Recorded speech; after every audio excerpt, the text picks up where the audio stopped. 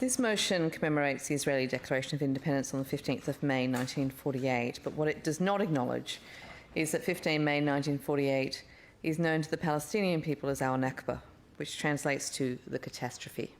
For 74 years, Israel has worked to dispossess and oppress the Palestinian people who are indigenous to the lands.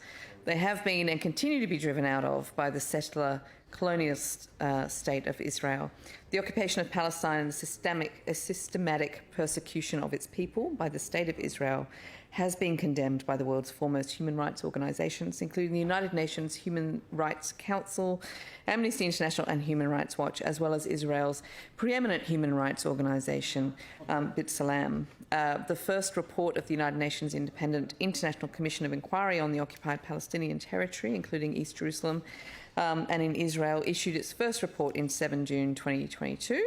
Australian expert on international human rights law and UN Commissioner on the inquiry, Chris Sidoti, stated that Israel, quote, has established clear policies to ensure complete permanent control over the occupied Palestinian territory. This includes altering the demography of these territories for the maintenance of a repressive environment for Palestinians and a favourable environment for Israeli settlers. Israel's policy and actions build Palestinian frustration and lead to a sense of despair. They fuel the cycle of violence and the protraction of conflict, end quote.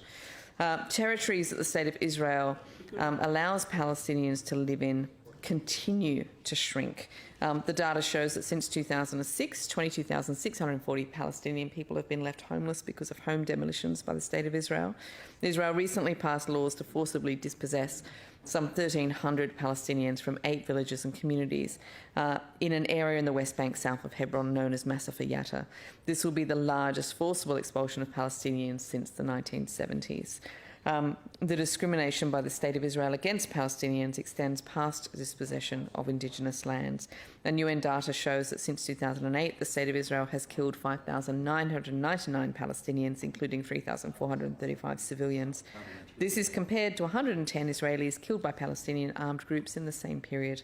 I note in particular the death of Al Jazeera journalist Shireen Abu Akleh on 11 May of this year, who was shot by the Israeli military while wearing a press vest and standing with other journalists nowhere near armed Palestinians.